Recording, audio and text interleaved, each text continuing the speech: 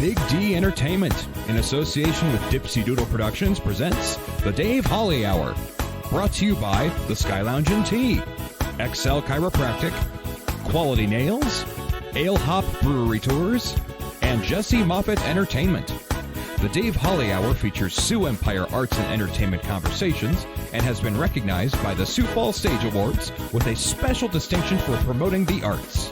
A true lover of arts, entertainment, good food, and fun times, including an occasional Jack Daniels. Okay, so a few Jack Daniels. Here he is, Dave Holly. Welcome, everybody, and welcome back. Well, I guess welcome back me. I'm the one that took the 2-week break. Hope you enjoyed the holidays. I certainly did, especially one of the not counter characters, but, one of the other characters I play is a guy that wears a red suit made out of velvet this time of year. So thank you, everyone. I certainly appreciate it. And so does the bank. Oh, my goodness gracious, do they ever. So we start off the new year with an interesting number for our episodes. Episode number 111. Yes, the episode that is much like my wallet. No, I don't have $111, but I only have ones. All right. Hey, coming up today, for those of you joining for the first time, this is, first of all, I'm Dave Holly. This is the Dave Holly Hour. Yeah, the marketing department just went all out on figuring out a cool name for that. And what we do is we talk about Sioux Empire Arts and Entertainment. So it's conversations with artists, whether visual, musical, instrumental, or they're a photographer, or they're a choreographer, or a dancer, actor, directors. You get the idea, right? The old et al. So we're including everything that is in the arts. Today, we will be talking about playing the drums as well as being the new leader of a new talk show called Late Night Boomin. Well, Chuck Case is the drummer and the band leader, and he's a former military drummer. Yeah, we talk about it all.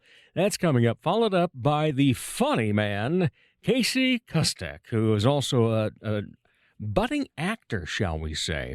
We'll tell you how he got into that, as well as the fun that he has with his comedy.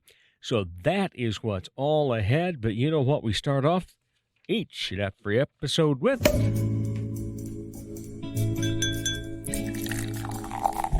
Time to grab your favorite beverage, lift it high, and toast it to being Thursday, a.k.a.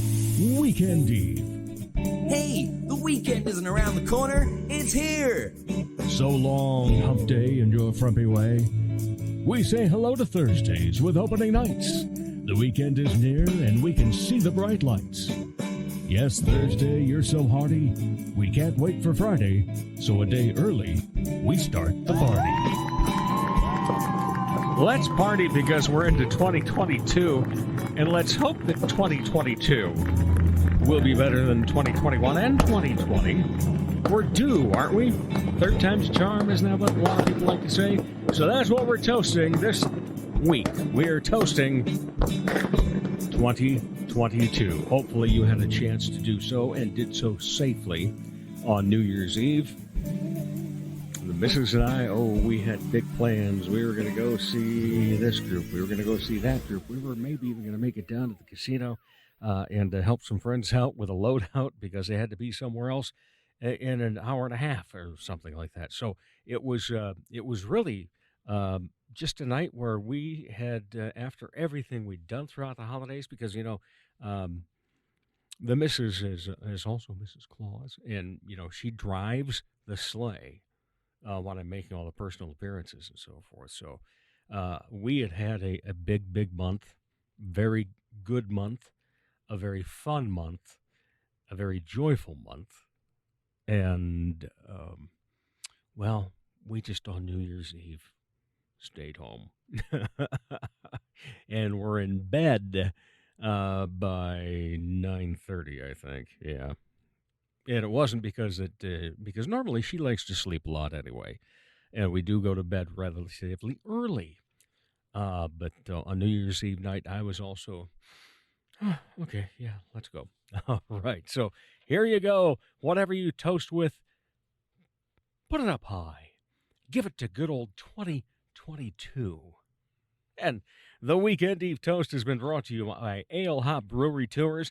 No matter what brewery in Sioux Falls is your favorite, or whether you like that Glacial Lakes Distillery, Ale Hop Brewery Tours is going to let you and your friends choose any or all of them. Best part, they take care of the driving in a very cool van. Sits up to 6, so book your private tours online, alehopbrewerytours.com. That's alehopbrewerytours, plural.com. If you're already out and about on a weekend, however, you can hop on one of their public tours. For more info, call 605-777-2183. That is 605-777-2183. Take it from others. I'd recommend the tour to anyone, beer lover or not. Ale Hop Brewery Tours, where micro fans meet micro brews. And don't forget about their new Wine Wednesday. Honorable mention. This week's very easy. So last Thursday, which would have been the 30th of December, my wife's doctors that she works for, the chiropractors she works for, they gave a little party by taking her and me and their spouses, significant others, etc., down to Old Town Dinner Theater in Worthing. And they're having a show called Boing. Very well done. Lots of comedy. Pretty much, an easy one to figure out once you caught the message. But just always well done down there at Old Town. John Bowe is just a great artistic director. Casey Ring with the leading the board and so forth. It's just a great group.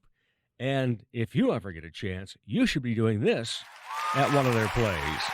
And standing for it, too. Or musical. That's right. They've got some special events coming up later on in the year. We will keep tabs and tell you about those coming up.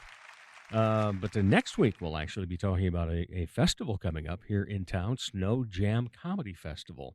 We'll have a couple of representatives from there on with us next week. We'll tell you more about that at the end of the show.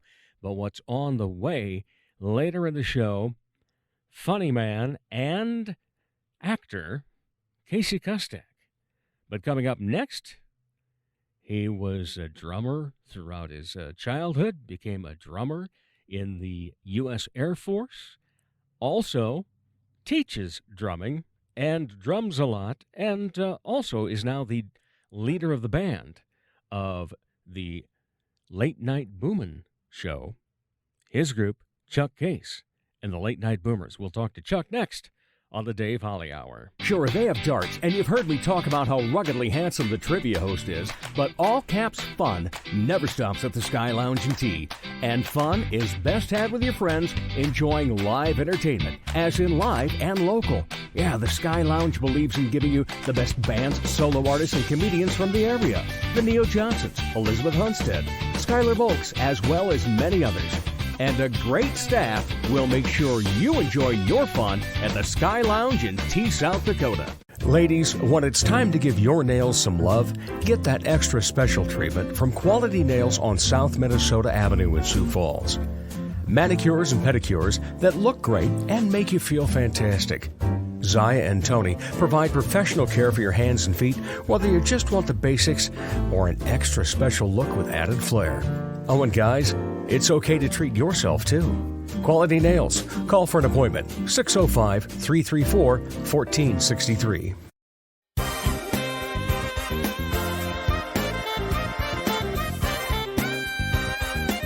With him, every day is a holiday. Once again, here is Dave Holly. Welcome back, everybody. What a pleasure to speak to you once again here in 2022, our first show of the new year. Thank you for allowing me to take a couple of weeks off, although I won't say I wasn't busy.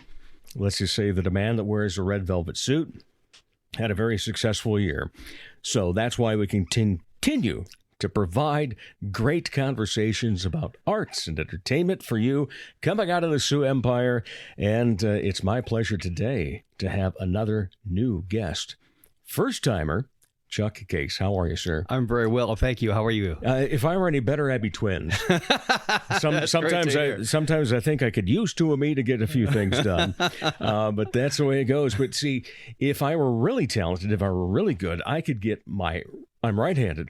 I get my right hand to do one thing, my left hand to do another, and then I could play piano. And then if I could get my right foot to hit a bass and my left foot to hit the hi-hat. There you go. Hi-hat. I had to think of it for a moment. Then I could be really talented and be a drummer. And then try to sing on top of that. Oh, yes, that's true. So the latest adventure that you have delved into is you are not only the drummer of the Late Night Boomers. Correct. Chuck Case and the Late Night Boomers. You even got your name into that one. That's awesome. But you are the drummer and the band leader for the Late Night Boomin show, Yes. which is boomin'. It is. It's been a lot of fun. I was so much fun. Yeah, partly in that first one. Yeah. And that's where I met you, Right. and then saw that my dear friend Ruben Rodriguez is in that band. Yes. We're recording this in the Dipsy Doodle Studios here at my home. Oh, it's so cozy here. This It's is a great. nice chair, isn't yes, it? It sure is. Yeah, and Ruben has sat there. Yeah. And so, you are very honored to be in that spot. I certainly am. Well, it's an honor to have you here because you are just, when you take a look at people's resumes and their music career and so forth, it's always fun to pick up on the little nuances and so forth. Sure. And so as I'm taking a look at, the Chuck Case resume, you were in the Air Force. Yes. And you were the drummer for the United States Air Force Band out of Offutt, correct? Yes. It was the Strategic Air Command Band when I was first there, the SAC, right. Awesome. SAC for short, you bet. You know what? When I worked at Tekello AM years ago, we sponsored the USAF band that came in, the Jazz Ambassadors. Oh, yeah. Phenomenal. Oh, incredible. And, Incredible. that's what I love about the fact that people think of military bands and they think marches, Right, right. Sousa and so forth. But you guys, it's not just that. Right. It's everything. I mean, you go out there and you play American music.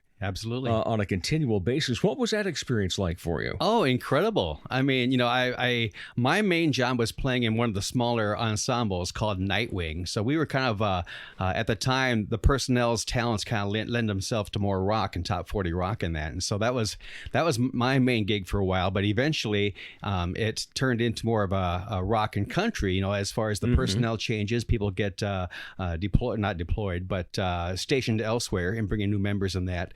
But not only did I have that was my main job, but I also had a taste of playing, of course, with the marching band when we would do military ceremonies and things like that, and occasionally with the concert band.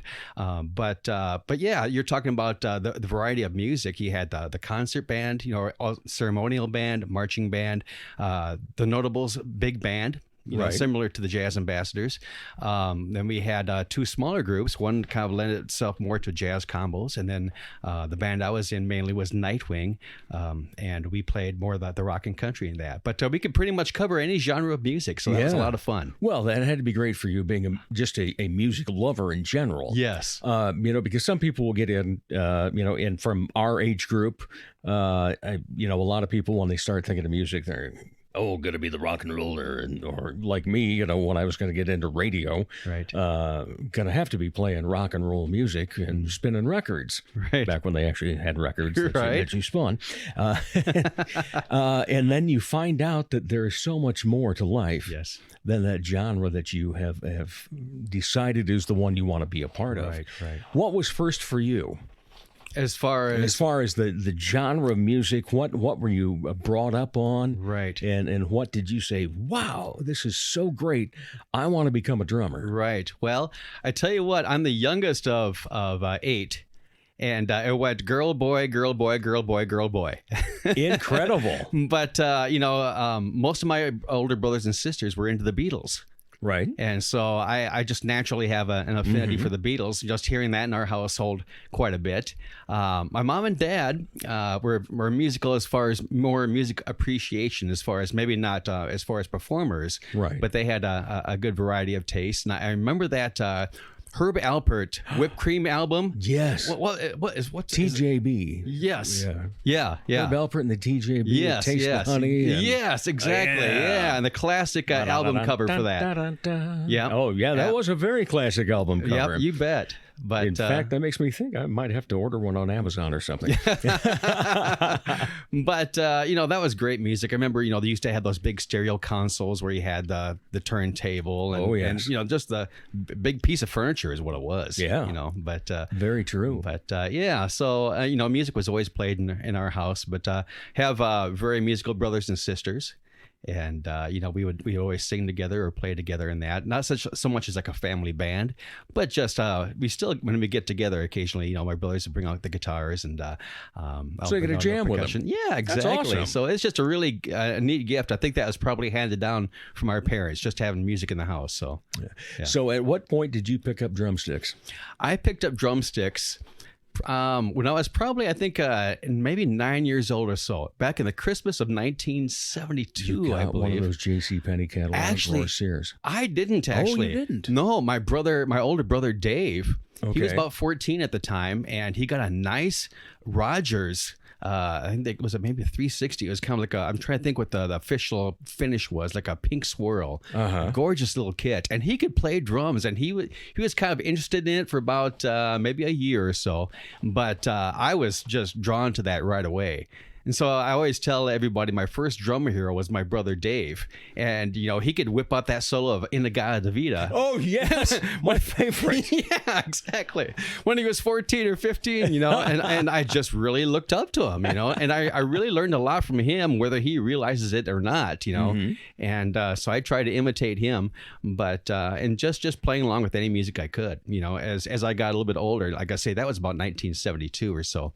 But I was kind of drawn to bands like Yes, Kansas, Styx, Rush, of course, is one of my favorites. Yeah. But and Boston, some of the classic rock, and even more on the progressive side. We are definitely in the same ilk. In that regard. Styx was my absolute favorite. Oh, incredible! When I was growing up, and I didn't get to see them until 10 years ago this summer. Wow! When they were out at the fair. Yeah. And I wept. Yeah.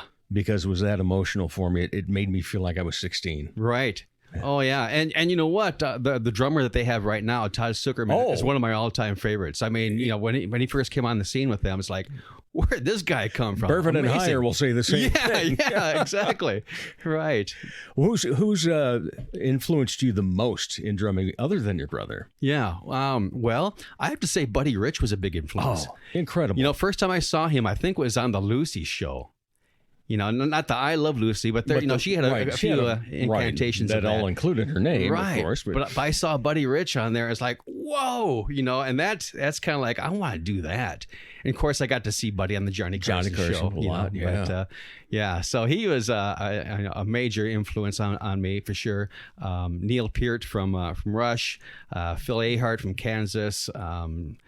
There's just so many, you just kind of try to be a sponge and soak up as much as you can from all these players. So. All right. So we mentioned Inagata Davida. Yes. 17 minutes, 3 seconds, by the way. And, you're good. The drum solo. So you said your brother would do that. Yeah. And you were admiring that. Yeah. So is that your favorite drum solo, or is there something else out there that really trips the trigger? Well, I don't know. I think I heard that so many times, I probably kind of moved on to another solo. But any solo by Neil Peart, Buddy Rich, of course. I mean, to me, the all-time great was Buddy Rich. Yeah. And I was fortunate to see him in concert twice. Really? Yes. Oh, wow. Once at Night City in Sioux Falls. Yes. When it was, his parking lot now. Yeah. I think at one time it was like the Macamba Club or something like that. But and I saw him just a year before he passed down in, I was still in the Air Force Band at that time, down at the Orpheum Theater in Omaha. And just amazing. I mean, he never lost anything as far as I'm concerned, as far as his talents as he got older, Yeah. All right. So one of my favorite things to ask, especially when it comes to musicians, not just singers, but musicians, is how many of whatever they play they have. And now with you, I think I'm going to change that. Okay. Because I saw a picture on Facebook, and you had a comment about it and so forth. Because normally, like if it's a guitar player, I'll say, okay, how many guitars do you have that you can admit to without your wife getting upset? Yeah, right. Then when it comes to drummers, it's usually like, okay, well, in your biggest drum set, how many are, things do you have involved between all the toms and the snares and the basses, right, and the cymbals and so forth? What do how many items are in that? But after seeing one of your posts, I'm not going to ask how much you have in one set. Okay. I'm going to ask you, how many sets do you have? Oh, awesome. Good question. Well, I think I've got 4. I've got a DW drum set I got about 10 years ago, purchased from Al Burvin, or actually from Sioux Falls Music, with when Al being my sales guy. Yeah. There. And boy, we sure missed Al there. Yeah. Yeah, but so I've got a DW kit. I've got... Actually, my wife has a drum set I kind of consider, and she's graciously lets me use it occasionally. A little Ludwig breakbeat as a Questlove kit, and so it's like it's a 16-inch bass drum, 10-inch ride tom, a 13-inch floor, and a 13-inch snare. But you know what? It's got a lot of thump, and I'm not afraid to use that on gigs at all, especially jazz gigs. Actually, right. So I like to use the smaller kit for that. And I've got a Tama kit, Tama Superstar kit.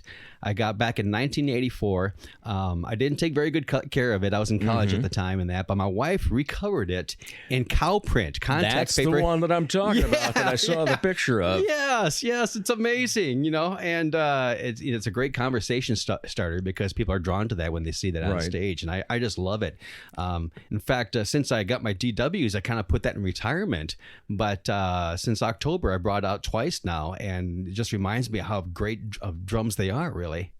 Oh, that's awesome. Yeah, and I've got an electronic kit, but that's I just use that for practice and stuff like that. But. Well, let's before we move on and talk about the fact that besides being the musician, you are also an educator. Yes, sir. As a drummer, and educating young people about drums. When we now have a 10-year-old granddaughter that decided drums is her first instrument to pick up.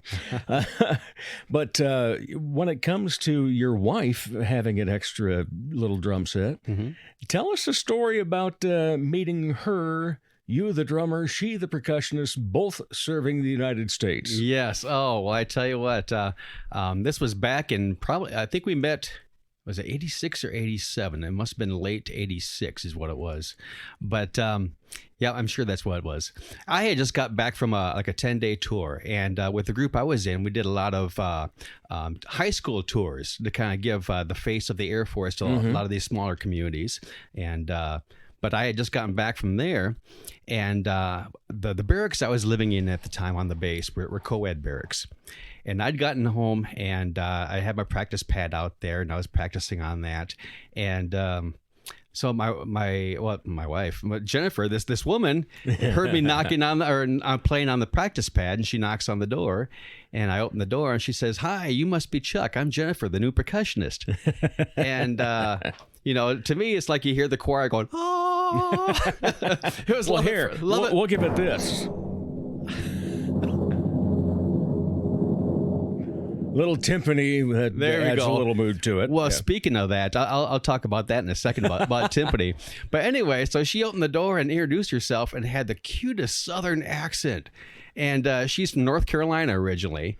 And just, she was a knockout. And but to me it was love at first sight, and for her maybe not quite so much at that point. So I had to kind of wear her down a little bit. Love at first drum solo? Yeah, right.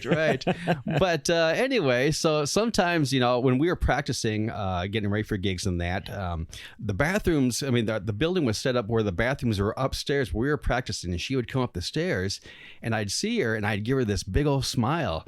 And because I generally, I wasn't trying to... You were digging her. Yes, I was digging her, for sure. And she's kind of looking at me like, why is this guy smiling at me, And pretty soon I had the courage to ask her out to lunch a few times. So we were kind of lunch buddies at first. And then it grew into something more special after that. But Yeah, and so we were married in 1988. But I tell you what, I'm just so thankful that God brought us together in that way. Right. Just a neat story, you know. Yeah, that it is. No doubt about that. Right. You brought up that timpani, though. Okay. Yes. So she was in the concert band, and she is probably, to this day, probably the best timpanist I have ever heard in my life. You know, and she's kind of dropped percussion here after going out of the Air Force, help, you know, just to be home with our son. And I should say maybe just a little bit here. Our son was born with a rare heart defect back in 1990, and so he's actually had a heart transplant in 2016 after 5 previous open heart surgeries. But you know, she decided to, you know, she could have been an amazing world-class musician, which she was when she got out of the Air Force, but she could have pursued that. But she made the sacrifice to stay home and let me continue my career and take care of the special needs of our son. So, No doubt. Yeah. She sacrificed a lot. She then. sure did. No doubt about She's that. one of the best musicians I've ever known. And now I know what to call somebody that plays the timpani. A timpanist. A timpanist. There you go. There we go. Right. I would have thought of something beyond timpani and then adding something extra. Timpani player. Timpani player. Right. A timpanist. Right, Now there I you know go. that. Right. So just like a pianist, a timpanist. There you go. What is the most important part of teaching when it comes to drums? That's a very good question. I get in one per interview. Right. Okay. Well, I think the key, you know, when you're teaching is to try to get them to be able to play a song right from the very first lesson. You know, we kind of, you know, teach them something very foundational at its most basic level, I guess, Right. you know, and, you know, even if it's just moving the hands and no bass drum yet, but, you know, put on some music here. Let's see if you can kind of, you know, make it fit the music. You know, and then we'll kind of layer that, adding maybe a bass drum or whatever. But, you know, if they can play with something at the first lesson, you know, some kind of song, you know, that's where they really kind of catch on, you know, and kind of sinks into the heart. Like, this is really cool. I'm actually doing this. And so that's always my goal at the first lesson, is to see if they can, you know, get them playing along with something and see that, yes, they can do this. You know? How often do they come in with an idea of a song that they desperately want to play? Oh, every once in a while. Yeah, you bet. Your job is to teach them the basics first, but work up to the point where they can do that then. Exactly, right. I mean, sometimes students will come in with something just kind of a little bit of their, you know, over their current skill level. You know, so I always tell them, well, you need to crawl before you walk and walk before you run. Right. You know?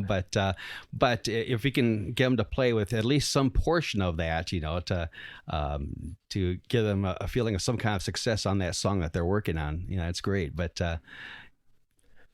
how many if that students do you answers have the question. currently? Currently, I've got 25. 25. Right, Okay. right. And is there a graduation for them, or is it however long they want to go? However long they want to go. I've had students study with me for 10 years. Yeah. And, you know, some not so long, but, yeah, so it's really a pleasure. It really is. You know, I've been doing it for full time now for over 20 years, and making my living as far as teaching and playing. So I'm really blessed. Any openings currently, or are you full? I've got maybe one or two, but you know, I've got a busy playing schedule on that too, and I don't want to have to do a lot of rearranging lessons to do that. But I'm about as busy as I can be performing. But that's a good thing too, right? It is. Yeah. And so let's talk about that because we mentioned the Late Night Boomers that you were involved in, and I do want to kind of circle back to that too. Right. But that's not the only band you're in, right? And I know I've seen you in Surf and Safari, right? And then Flashback, right? I didn't want to say Quarter Flash, right? Get in trouble with somebody's you know, names and trademarks, etc. But so Flashback, right? So how many different people between everything that you are involved in do you play with on a regular basis? Yeah. Well, yeah, Surf and Safari, I guess I consider my main band. Not quite so busy right now. Our schedule will pick up more probably in May in that. But Flashback, for sure. Greg Hansen in the Backroads. He's out of Watertown. We just did a fun show a couple weeks ago opening for a country act who's kind of big right now, Walker Hayes. We did that in Watertown. It was a great show. But so those three are probably the main ones. I play a lot with my good friend Jimmy Weber. He'd be actually a great guest for you, for sure. We'll write him down. Jimmy and I were great college buddies at SDSU. Then I went into the Air Force Band, and we needed a guitarist. And so he came and auditioned and was accepted. And he stayed in 24 years while I stayed in 10. But Jimmy is he lives in Omaha right now. World-class guitarist. Has done USO shows with Wayne Newton overseas, Neil McCoy on the countryside, Craig Morgan. But he's done several deployments, as an Air Force member over there, and these USO shows, like I say, with Wayne Newton and that. And he's a very world-traveled guy, but he gets called down to Nashville to do many things. And anyway, that's a big bunny hole or rabbit track. Right. But I play a lot, still with Jimmy down in Omaha. Right. He called for about 3 gigs or 4 gigs a year down there. So. Well, that's good. Yeah. So Surf and Safari, let's see. Is there a gal by the name of Pam Hoffman that's sung there a few times? Yep.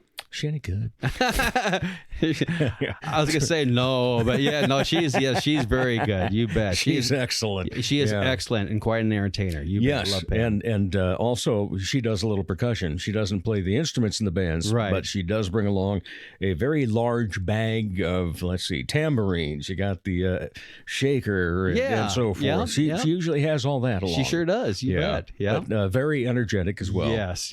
Great person. Right. And if you really want to laugh sometime, sit down and have a conversation with her brother Bill that plays with Mogan's Heroes. Bill, yeah. Bill and I are great friends. You bet. Has he ever done his John Mogan imitation for you? I haven't heard his John Mogan imitation. Oh, well, you'll have to ask him about it. Make him do it for you. I will do that. It's first of all, it's spot on. Second of all, it's hilarious.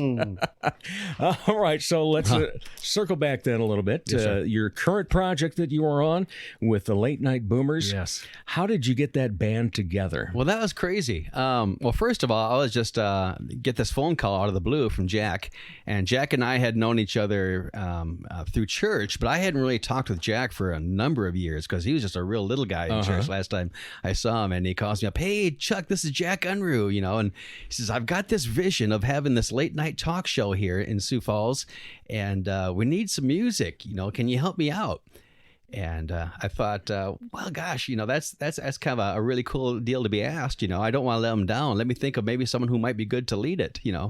And I thought, well, I'll just take it on myself here. I know lots of great musicians in Sioux Falls.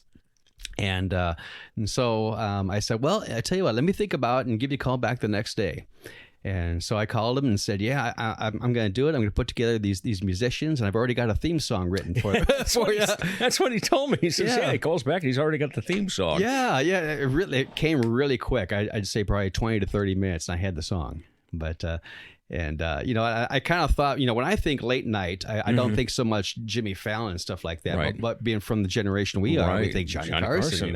So I kind of wanted to have, of course, not a big band, but more of a kind of a jazz, bluesy type intro. So well, and you do some great covers too. I mean, when you guys played Spooky in that first show, wow, right. I just absolutely love. I've always loved the tune. Right. And a good friend of mine, Mike Hendrickson, is one of those that always says live music is good for the soul. It is. And I think of that ever since the first time I ever heard him say that, because I've always thought, live music is great. But I think what's really turned the corner for me in that has been how songs that I maybe didn't like on mass radio play and don't care for them, I'll hear them now in a live situation go, that's a great song. Yeah, you have a little bit more of appreciation for it, right? Yeah. And then I'll go back and listen to it and say, how did I miss this? Right. So that's always a good thing to go through. Yeah. What have you not done in your drumming career that you would like to? Oh, wow. Great question. I've always thought... 2 this round. Well, this thing that Jack threw at me was just out of the blue. I mean, I always thought, gosh, that'd be really cool. A great gig, being in the house band. Yeah. And to lead it is even better. I mean, it's a great challenge, which I thought, gosh, am I getting in too deep, except in this role, but it's been a lot of fun, and putting together the musicians I've got, just top notch in Sioux Falls. And there's so many you could have called, to do it, but I think we've got a great mix for that. Things work out for the right reasons. Yes, absolutely. I don't know what else I'd like to accomplish. I mean, I'm just so happy doing what I'm doing, as far as the teaching and playing. And I, they say if you're doing what you love, for a job, you'll never work a day in your life, right? Yeah. Right. Yeah. So, I don't know. I guess I'm open to anything that comes up, and we'll see if it goes. But Favorite venue you've ever played? oh gosh. The Orpheum in Omaha is fantastic, right? Rosenblatt Stadium, actually. Do you remember Rosenblatt down in Omaha? Right? Exactly. The old NCAA men's baseball right? Yeah, World Series, classic stadium, World Series. But one of the neat things from my Air Force career was our band got to be John Denver's band for a concert in 1991. It was like a welcome home celebration after the ground war at the first Gulf War. Yeah. Right. And so there's about 25,000 people there. And we were John Denver's band. We played about 5 songs with them. And you have to check it out on YouTube. I might have to send you a link on that. But, Please do. But that was a great highlight of my career. And of course, I was the drummer, but I was also the musical director of the band at the time. So I got to talk with John Denver about certain breaks of the songs and things like that. But we only had like an hour rehearsal that afternoon, and then played the show that night. That is one thing that I'm so amazed about. First of all, in general, when somebody has a guest that comes in, and the culmination, the collaboration between the locals and the star that comes in, but even anytime locally, how talented everyone is in the ability to just go up there, sit in with somebody, and it sounds like you've been playing together for years. Yeah, exactly. It's just, it's amazing. I think like last week, my wife and I went down to Severance, and Elizabeth Hunstead was playing there. Well, Jeremy Haig was in there that night, and then all of a sudden, Elizabeth says, "Hey, Jeremy, come on up and play this one with me." And you just sit there and you're awed by the talent level of people being able to do that. Yeah. And I know that that's something that, you especially, drummers seem to have an innate ability to do that, don't they? I think so. Yeah. I think so. And if nothing else, I think it's easier for us to fake, as far as, because we're not playing a melody or something like that. But even if we don't know the song, the guys will say, okay, well, this is kind of a 2-beat, or this is kind of more of a funky rock or something like that, And basically our job as drummers is to keep the time, and keep it nice and solid in that. So I think it's a little tougher for other musicians. But like you say, I think it's just a little bit easier for drummers to do that. Seems to be, yeah. All right. Well, Chuck Case, it's been a fantastic time. Always end with 2 questions. Sometimes after the first one, I don't need the second one, but we'll start with it in the typical order. When you are not part of the entertainment scene, what do you like to be entertained by? I like watching sports, professional sports. Our family is big Minnesota Wild fans as far as for hockey, Vikings fans, but it's awful tough to be a Vikings fan. Well, I'm a Bronco fan, so I hear you. Yeah, so I like to do that for entertainment. Just trying to think what else. I like to actually kind of collect sports cards every once in a while. Really? Yeah, I like to do that. My son kind of actually got me back into that. No kidding. And I haven't done it for a while, but I have a nice collection of cards at home. I've got almost the entire 1965 Minnesota Twins collection. Wow. Yeah, and the Topps cards now. But so I'll do that. Probably not as often as I'd like. But that's I'm thinking about something. What am I entertained by? I like doing that. We like watching Netflix occasionally, I guess. We'll do that. Just anytime I can just have a chance to stay home with the family and just watch TV. I'm pretty easily entertained by that. But, yeah. Any other hobbies then? Gosh, yeah, I should have more. I should to keep me distracted a little bit or something, or keep me a little more well grounded. But that's about it for right now, I guess. All right. Yeah. Well, Chuck, I appreciate your time. Thanks for being on the Dave Holly Hour. Thank you for having me. It's been a pleasure. I'm really honored to be asked to be on. Yeah, and I'm sure this won't be your first and only time. We'll have you on down the line. The next thing that you're involved in, probably.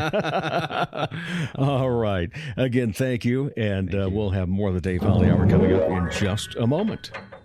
Hi, my name is Jesse Moffat, and I'm not a piano player. I'm a comic magician, and hypnotist. I've been performing for over 20 years. I've performed at many events, corporate events, holiday parties, post-prom parties, graduation parties, state and county fairs, festivals, just about anything you can imagine. The funniest thing about the Magic Act is that I use a ton of audience participation, and that can make things really interesting. Put it down the front of your shirt. Stop being so, I'm not, my hand won't follow it. The best thing about the hypnosis show is that the volunteers and their imaginations really make it a blast. Holy crap, dude, did you see what you just did? You could do that possibly to girls. For booking information, go to Jesse Moffitt Entertainment on Facebook. That's JESSEMOFFITT. Or call 605-929-0964.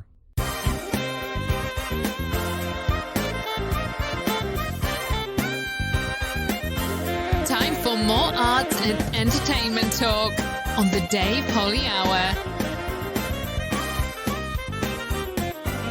Welcome back, everybody. Happy New Year all over again, because it's a new year with new guests.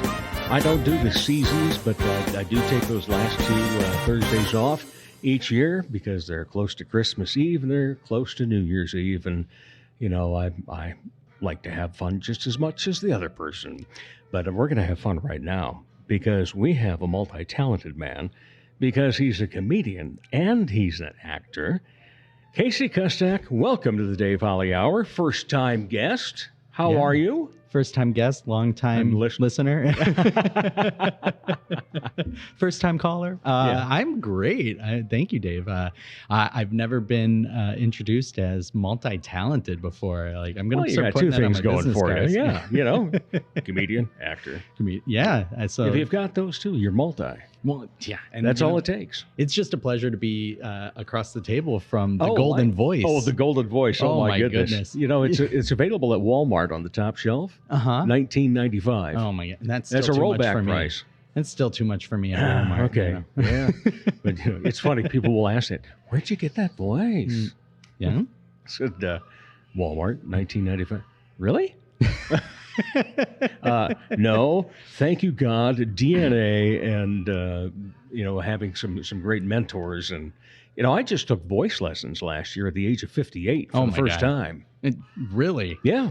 I wanted to expand my repertoire at karaoke. Oh, and what were your takeaways from these voice lessons? A lot. Okay. First of all, knowing about the vocal cords, the difference between a male and a female, and why there's the lower voices and the higher voices.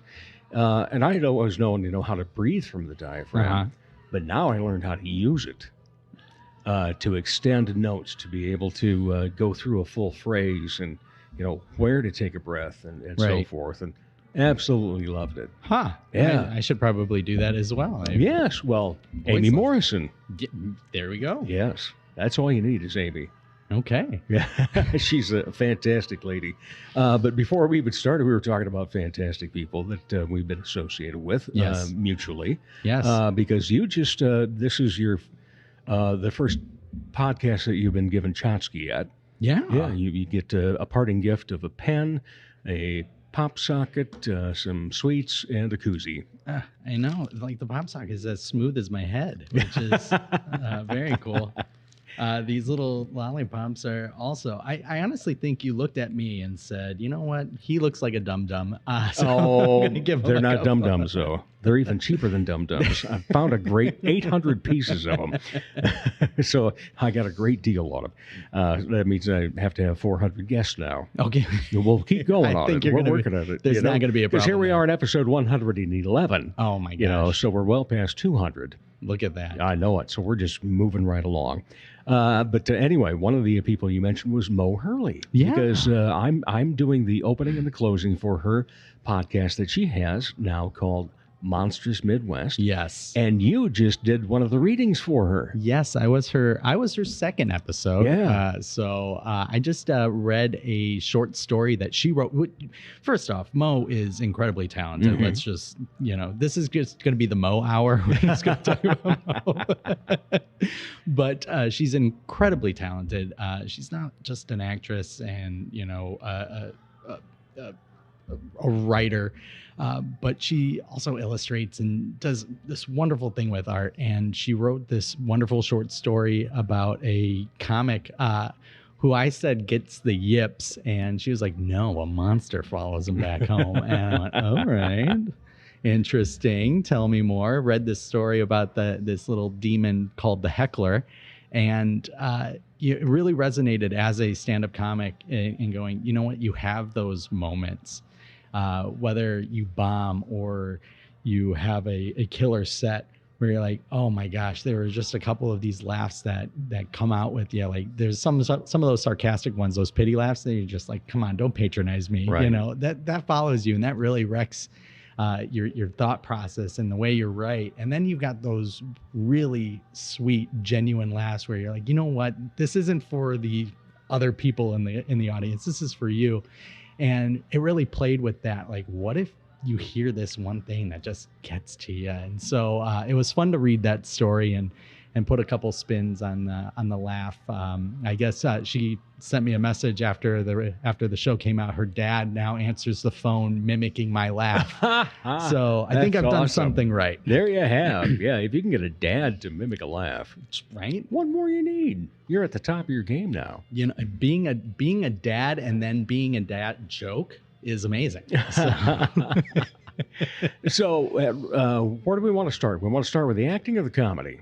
Hey, this is your show. You tell me. Well, I think since we just talked about being a comedian, that let's start off there. At what age did you go, ooh, I want to tell jokes. I love making people laugh. It's such a great thing. Oh, man. I can't exactly put a pinpoint on what age, but growing up, I wanted to be different things. I wanted to be an actor. I wanted to be a director. I wanted to be a cartoonist. I wanted to be a basketball player. That's why I've got the bald head. I loved Michael Jordan. You know?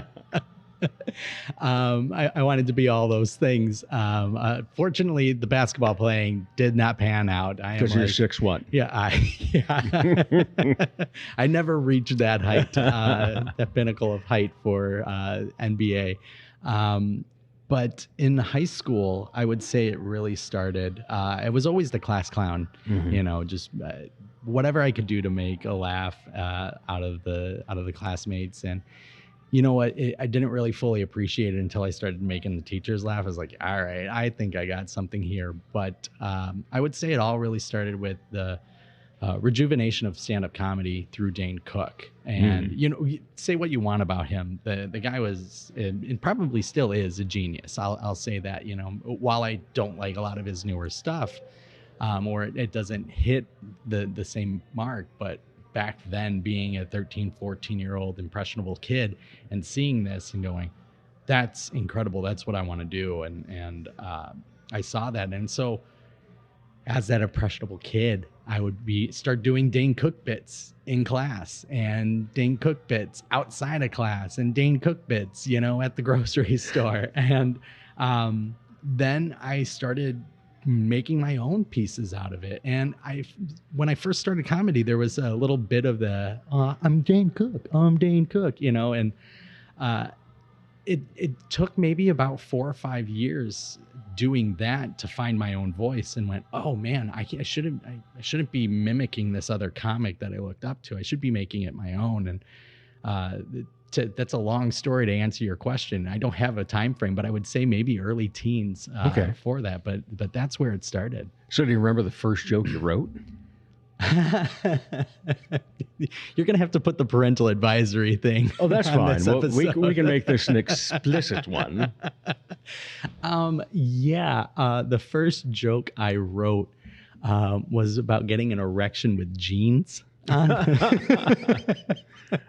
You know, are we talking loose fit or are we talking the skinny jeans now? You know what? When I wrote that joke, I don't think we got into the skinny jeans and that. So a very loose fit, the Jinko brand and whatnot. No, not even that loose, but like boot cut and whatnot, just enough to leave some rug burn or denim burn, you know. So yeah, that was the first joke that I wrote. Now retired, by the way. You know, you go back and you listen to a lot of your old material, and you're like, yikers, that can't get away with some of that stuff. You know, from oh my gosh, 15, 16 years ago. So yeah. Okay, erection and jeans and denim. Yeah. When I tell you, get that bleep button ready, Dave. Yep. And I'm just curious. Was it 7th grade? Yeah. And you're younger than I am, so mine would have had something to do with a notebook in class. No, it was during college when I first started to take off with comedy and say I want to do this, and I wrote this bit for a talent show at St. Cloud State, and I won the talent show. Just being incredibly offensive. And you're the humorous husky, huh? Yeah, and I had just done I'd just gone to my first strip club, and that's where it came from. Like that's what they don't warn you. You've revealed so much. I have, haven't I? What they don't warn you is that if it's your first time, never wear jeans. Like if you plan to go, don't wear jeans to a strip club. Going in sweatpants. Yeah, so that's where it came, and I started to. So I wrote a bit about that. Oh man, I wish I remembered the punchline. It was just really grotesque, and just, yeah, I know it ended with the rug burn piece to it, and I wrote that in. Early on, you think that the more filthy I am, or that I can be, the funnier it is. And you know that's not true. That's not true. You know, as you grow up and you write more, and when I say mature, you're writing just better jokes. And so a lot of the material, you know, in my younger career was very filthy. Like if I could throw out the F-bomb, I would throw out the F-bomb, because it would get the shock and it would get the reaction that I want. And as I grew up as a comic, I realized that, oh, I don't need to say that, you know, as often, or I don't need to say that at all. And so I really tried to clean myself up, while I would still say I'm a bit edgier, just because that's who I am as a person. I have found that, oh, I don't need to say the F word here. I can say it here, and it means a lot more, and it's supposed to get that reaction for that bit now. So, yeah, I'm just really proud of that progress. Yeah, you know, I get a kick out of it when I go to an open mic, and somebody will get up there, and you know, they've got 7 minutes at most, and 6.5 of them are just cursing. F-bomb. I think I counted one time on one person, 50. Oof. In their open mic set. Oof. Yeah, it's just like you lose touch with the word. You saw me 15 years ago, huh? It does. You're absolutely right. It does lose its meaning. It loses it flavor to it, right? It doesn't do what it's intended to do the more it's used in your set. And so, you know, you got to be careful about a lot of the words that you are choosing, whether they are curse words or whether they are, you know, just regular things that you're saying. You got to be careful about how that gets set up, because you don't want to be repetitious as a comic. You want to be able to call back, but you don't want to be repetitious and I'm doing the same bits over and over and over again. What's your process for writing a bit? That's a good question. I say this often, I get in one per interview. You're going to probably get a lot here from me. This is the most social interaction I've had in like 2 years. Questions, what? And it's not how to spell something? As a dad, that's what I get. Those are my questions. I write a lot in the car, which sounds awfully dangerous, but that is like my zone, especially like on long drives and I'm by myself. Something will come to my head and I'll be writing in the car and I'll be like, hold on a minute, and I'll grab my phone, hey Siri, and I'll say, put in a note, and I'll talk my set. The voice memos. Exactly. Okay, so it's not like you're actually physically taking a pen and writing it on paper. Well, I've done that about 6 or 7 times. No. You reveal way too much, my friend. But that's how I write. It's fun to go back and read those, read the little notes that I put in and go, what the hell was I trying to say? And how often do you go back and rewrite one then, you know, from past? Oh, That whenever I come up with a good punchline that tickles me and I said, where can I fit this in? And I look back at like what I would say is a material that I could go up, I can perform. It's going to get the laughs no matter what. No matter any time I've done this bit, it always has a laugh, whether it's a small chuckle or a big laugh. There's always a response, a positive response to it. Does this fit here? Can I extend this out a little bit? So jokes constantly evolve. You know, Right. I think my closing bit about sex and Shark Tank are much of the same when you're married, or sex is a lot like Shark Tank, has evolved to additional pieces that my wife says to me, at the foot of the bed looking at the iPad. I'll give you $20K, and if I get 10%. Right. So yeah, her evaluations are like, that doesn't sound right to me. So I would say, every so often, maybe once or twice a year, I come up with a really good addition to a piece that I like to go back and say, okay, how do I make this fit? Mm-hmm. And then try to workshop that somewhere, whether it's an open mic or I book a show and I'm like, you know what, I'm going to do this here. I really like to test out new material, not at an open mic that I know everybody who's going to be there. It's one of the downfalls of living in a small community, is that you go and perform these sets and it's the same comics, and that's great. Right. Because you're getting good responses and feedback from them, and they're helping you write and whatnot. But part of me wants that, like, I want to be able to make you laugh, that you have no idea who I am. See, I still can't make Skylar Bulks laugh. I can't make Skylar Bulks laugh. I feel better now. I think he gives me those pity laughs that follow me. Oh, he's one of the, he's the pitier. Okay. So where are some of the places you've been playing and doing your comedy at lately? Ooh, I have done comedy in a couple places in North Dakota, Bismarck and Fargo. I've been in Minneapolis in the last 2 years, about 2 or 3 times. La Crosse, Wisconsin. Oh, love La Crosse. Yeah, beautiful. Yeah. And here in town, I just did a fun little set, sandbox set list, an improv type game show thing with a bunch of comics at Spellbound Magic Shop. Oh, yeah. And theater with Travis Nye. Travis, yeah. So I did that back in October. Where was I? I'm trying to think of... I've been in Watertown a couple different times, a lot in the Midwest. St. Louis. So what's it like to go to Watertown, your hometown? My hometown. It's not actually my hometown. My hometown is, I call White Bear Lake, Minnesota, my hometown. Oh. Yeah. That's a lovely spot, too. It is. With an incredibly difficult golf course. Yes. Humbled me quickly. I was going to say, I'm guessing you got a story or two. Oh, yeah. Really, really bad. You would have thought I'd forgotten how to play the game. And now I just don't, because of places like that. So White Bear Lake, but then on to Watertown. Yeah. And but anytime you go back and there's people that are going to be there. Yeah. What's the pressure like? You know what? I don't feel that pressure. I happen to have surrounded myself by wonderful individuals. I'll give them a shout out on this. Alex Carlson, Mike Morozak, Mike George.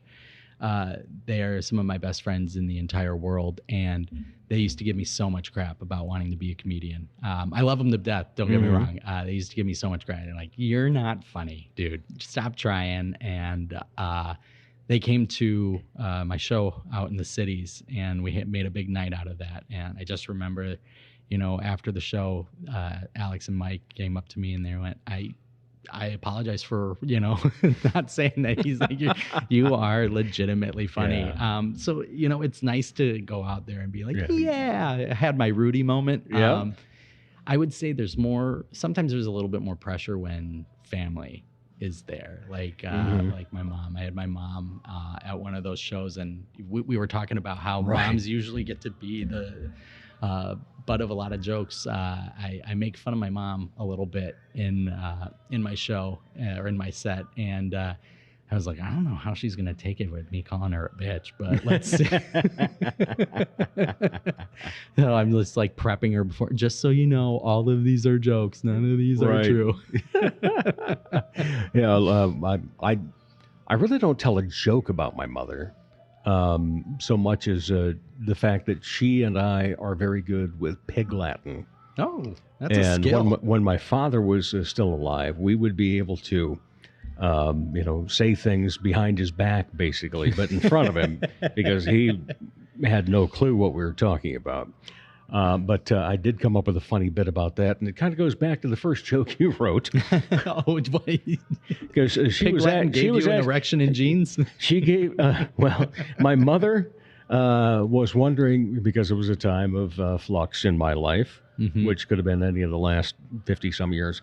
But this was we were speaking Pig Latin, and so she wondered what direction my life was going. What's your direction day? Yes, erection day. That was something that I figured I could stand up for. Yeah. And then the one I tell about my dad. I almost have one of those every day. You're young yet. The one I tell about my dad. I don't need to take the blue pill or the red pill for this one. So. And Cialis is kind of yellow. But the one that I start off sometimes with is about my dad, in the fact that when I was born, he was in his late 30s. Mm-hmm. And so when I was graduating college, he would have been the age that I am now. Mm-hmm. And I remember we would, go to events and so forth. Let's say we were at a basketball game or a football game. Halftime would come along, and we'd go to the bathroom. Yay, sports ball. No, yeah. I'm a huge sports fan. So I would go into the bathroom. Dad would go in there as well, into the men's room. And I'd, do my business, zip up, wash my hands, go outside and wait. And back when people wore watches, before we had cell phones to tell us the time, I would be sitting there looking at my watch, like, my God. And then finally come out and it's like, how can he take 5 minutes to pee? And now that I'm his age, I'm wondering, how was he able to pee in only 5 minutes?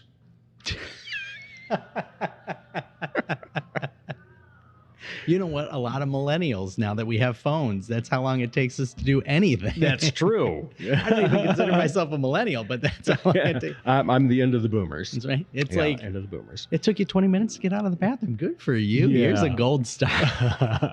Well, we have security cameras around our home now. Oh, okay. And so one of them is also in a 3-season room. Okay. And we have to go downstairs, and then we have to go through the 3-season room to go into the basement then to do laundry. And it used to be that, we would set a timer. The route you need to take. Right. we would set the timer to remind us when we had to go change the loads of laundry and so forth. Now my wife just looks at the pictures and goes, oh, yeah, went down at 11:43. Okay. I'll go back in another 10 minutes and it should be dry. Oh, that's good times. Yeah. Oh, and that's the thing is, life itself is funny. Yeah. Or at least you better make it that. Because there's enough crap that happens to us all throughout a lifetime, and that's a completely different subject that we'll broach some other day. But let's move on then, after talking about comedy, because, wow, we're already that far. Holy cow. That's a great thing about a podcast, It is, isn't it? No time constraints. We don't have to hit a hard break at the top of the hour to get the network news or anything. Can we play some Fergie? Oh, that's yours, huh? No. Yeah. See, to me, you say Fergie, and I say, oh, yeah, that Ferguson guy. He was a great trumpeter. Okay, the acting part. Yeah. What got you into that? And how has the comedy made you a better actor? Oh, man. Okay. That might last be my question, most difficult that last that I've question ever- that you yeah. gave me is not as good as this one. Well, pre-pandemic, let me preface this by saying that my wonderful wife, Abby, we've been together for 14 years, almost 15 now, and married for 13 of those. She's a Disney fanatic. Okay. Absolutely loves Disney, and really got me in tune with my Disney side. Like I love it, but not as much as she does, you know. And the Sioux Empire, formerly Sioux Empire Community Theater, now the Premier Playhouse, was putting on a production of Beauty and the Beast, and she's like, let's audition.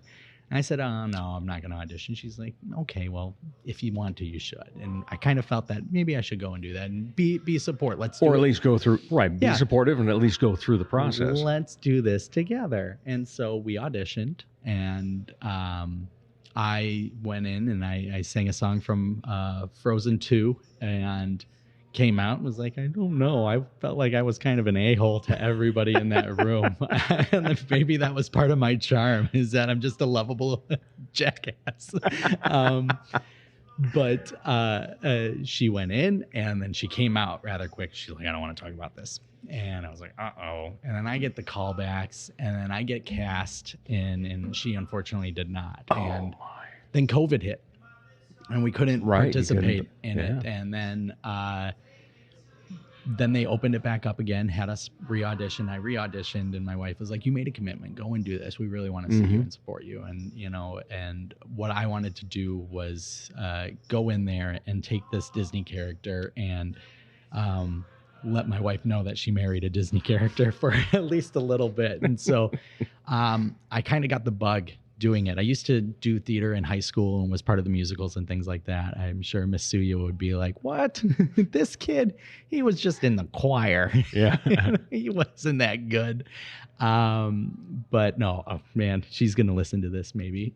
I'm going to get a Facebook message. I would have never said that about you. She's not that old. I don't know why I'm making her sound like my grandma. Like the 80-year-old babysitter down the street. No, but so I used to do that, and I got cast as Gaston's henchman, LeFou, or sidekick, or whatever you want to call him, and it was just the most fun. I went in every single day going, I'm not the strongest singer, I'm not the best actor, but I know that I can bring in a room, and I know I can make people laugh, and that's what I wanted to go out there and do. I didn't try to cause drama or anything like that. I tried to stay away from all of that, and I think I did. But every single day was just about, who can I make laugh today? Who can I give somebody a better day if they were experiencing something, you know, maybe they didn't like so much or were going through some tough times. That was my thought process behind it. And how did comedy make me a better actor? Well, I would say it really opened my eyes to where to throw in jokes that are already preset. I'd like to think that I enhanced that character of LeFou and gave him a little bit of a background. Like I wanted to make sure that he looked regal in his part, and I fought for that blue jacket. You can tell Kendra that I fought for that blue jacket because I was like, you know what? He was dishonorably discharged like 3 times. He just kept showing back up. But I wanted to do something different, so I made him very physical. And I know he was physical in the Broadway shows and in the cartoon. But what I wanted to do was just heighten that and just do something that, you know, maybe this theater hasn't seen before. And so I fought a chair. Like, I screamed, I yelled. I did, you know, somersaults and things like that as this character. And it was honestly a testament to those that I was surrounded with. I would not have been as good of a character as LeFou if it weren't for every single cast member in that show, and both casts, because we had a red and blue cast. Exactly. So, you know, to Clay yeah. and Clinton, who were my Gastons, to Blake and Chad, who were the Beasts, to Amy and Alex, who were Bells, and every single one of them deserved recognition. And I can't believe, you know, that there were people out there who saw that show and singled me out and nominated me for a fantastic award. Yeah, that was that was something. But at the end of the day, it was really honestly just for everybody in that cast and for anybody who came to see it. It wasn't for recognition or accolades or anything like that. It's just And then to make you guys recently, laugh. you've been in a huge cast. Yeah, I was in a huge cast. One with- of 54, I believe, correct? Yes. For I'd like to think, Christmas Carol? I'd like to think I was number 54. No, because you had to play like 3 different characters. I played 2 different characters. 2 different yes. characters. Yeah, I played Mr. Bones, which Yeah. is the headstone engraver. He's on for like maybe 20, 30 seconds. But I tell you what, Larry is going to hate me for this, but I tried to milk that scene. Whatever I could do, I'm like, I'm just going to do this so I can make people laugh. Again, that was it. I'm like, I'm just going to make people laugh. That's what I want to do. And then I got to play... and this is going to sound weird to maybe some of your listeners who aren't Who familiar didn't go with, there yeah, and who see it, yeah. weren't, who don't know of the book. But I played Ebenezer Scrooge's imaginary friend, the parrot, from when he was a kid. Yeah. And that's a big part of the book, but it's not so much in the stage productions or in the movies because like I always say, is that it didn't really progress the story any further than it already did without them. So it was just added in there. And I think it was added in there for a bit of comic relief and whatnot. So it was fun to play a Muppet for a little bit. Well, I think the reason I said, like 3 different things, because in the credits, you're actually credited with 3 different things. The other being a puppet constructor. Oh, really? Yeah. If I'm not mistaken, that you had the 2 parts, but then also puppet carpenter or something along that line. Gosh. That is not a role that I did. I think it was the helping out to make it, though. Yeah. I think that really goes, the puppet constructor really goes to Sean Shannon, who did a lot with the crew and the set. And he helped build that giant Ghost of Christmas Future. Christmas. Yeah. And so he did that. And he was phenomenal. So he really gets that credit. So if I got it, I'll take credit for it. I'm not opposed to that. So what's in the future? Any upcoming productions you will be a part of?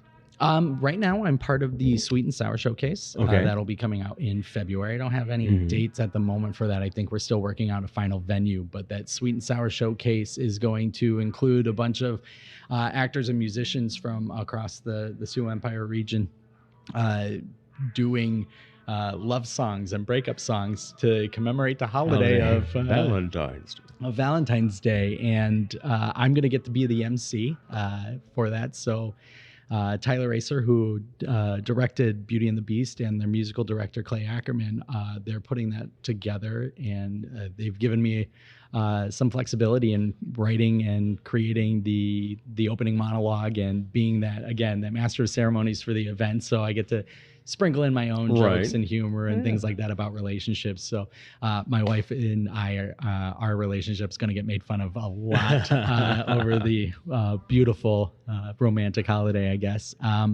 I'm going to be partnering with Travis Nye again to do some more shows at Spellbound.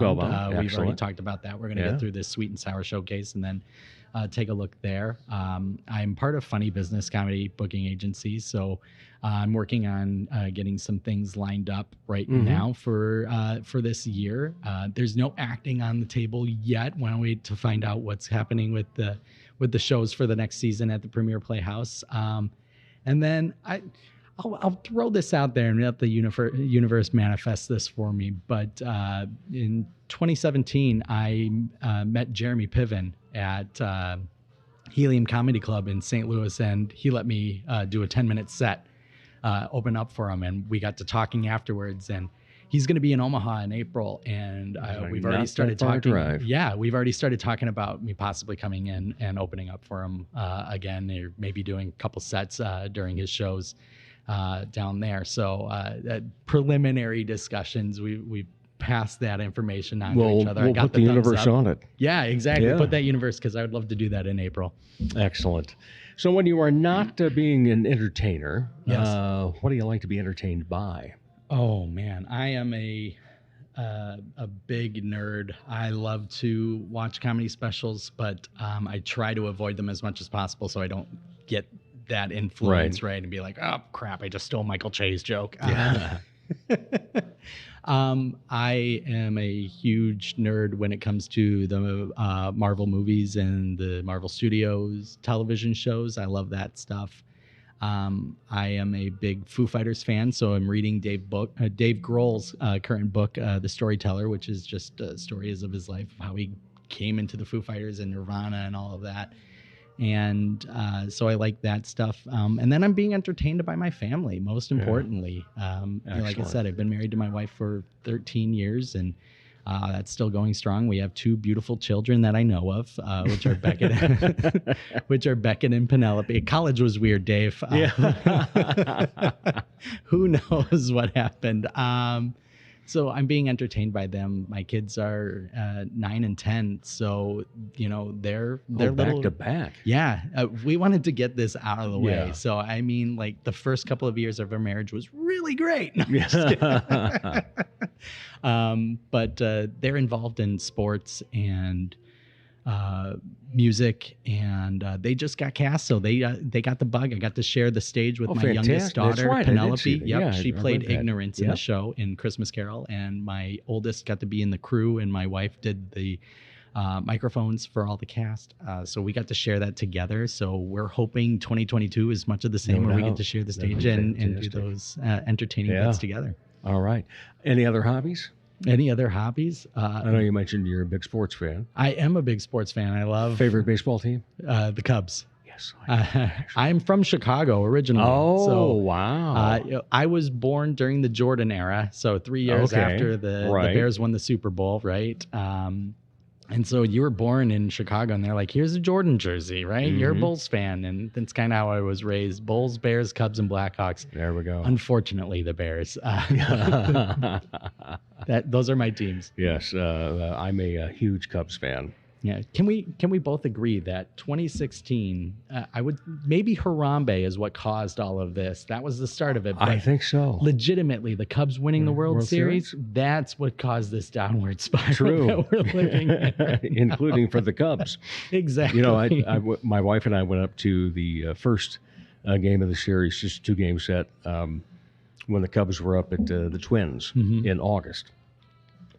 When I purchased the tickets, the Cubs were in first place in the National League Central. Yep. And the Twins were in second place, only about 2 games back in the American League Central. And then the fire sales happened. Yeah. No, that series against Milwaukee happened, which was like a 10-game skid. But what do I know? Oh, yeah. Okay. Well, anyway, Casey Kustak, it's been a pleasure having you on, and look forward to you returning more times. But thanks for your first time chatting and having a great conversation about Sioux Empire Arts and Entertainment. Well, thank you, Dave. I appreciate the invite, and I look forward to coming back. All right. Sounds good. We'll be back to wrap up the Dave Holly Hour in just a moment. Dr. Perry Langston and Dr. Corey Tooney know excellence is in you. That's why they provide you with excellent care at XL Chiropractic, improving your overall health in spirit, body, mind, and will.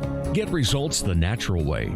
Arrange a consultation, 605-332-9235 or xlchiros.com. Excellent care for excellent people. XL Chiropractic, located at 4309 South Racket Drive in Sioux Falls.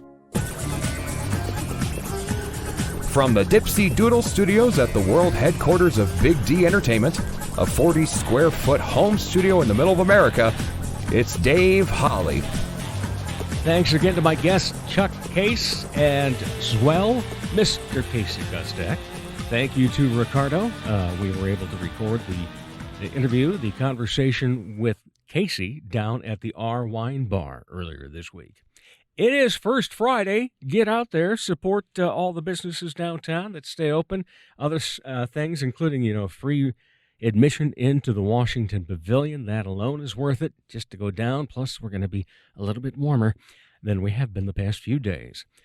So take advantage of that. Also take advantage of enjoying a good burger at one of the local restaurants. The Burger Battle is underway for 2022.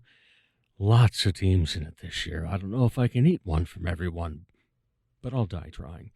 Saturday night, we're going to be at a birthday party. Al Bervin, who's been on the show before, a fellow drummer, I don't mean fellow to me, but, earlier we had on a drummer by the name of Chuck Case on the show. Well, Al Bervin's a drummer. He's been on the show along with another great drummer, Dan Heyer. But Al's birthday is coming up, and Saturday night, enjoy the Al Bervin birthday experience. It's going to be at our wine bar starting at 6 o'clock, I do believe. I already have reservations, but as long as I have reservations, I just show up, right? And I don't have any reservations about that. Sorry, I had to use an old joke. I've been seeing it lately on a commercial or something. Anywho, so we're going to be going to that. Happy birthday, Al. And then off to Crazy Frank. Saturday night from 9 until 1. He will be at the Red Rock in Rowena. Okay, coming up next week, we're going to have representatives from Snow Jam. Some of the people that are on the board of directors for that event. It is a wonderful event with everything going toward the South Dakota Special Olympics. But we will be joined by Luke Johnson and as well Nathan Holtz. Great guys. And look forward to talking about Snow Jam. I have my VIP ticket already printed out. That's going to do it for episode number 111. I got to get a 5 or a 10 in my wallet sometime, don't I? All right. Thanks again to all of you for your shares on social media, for everything that you do in terms of letting other people know about the show when you're out in public and talking about it, and saying, hey, you should have heard Dave. Boy, was there a great conversation with so-and-so. Because that's how the show keeps building. So thank you, everybody. I do appreciate everything that you do. And again, have yourself a wonderful weekend.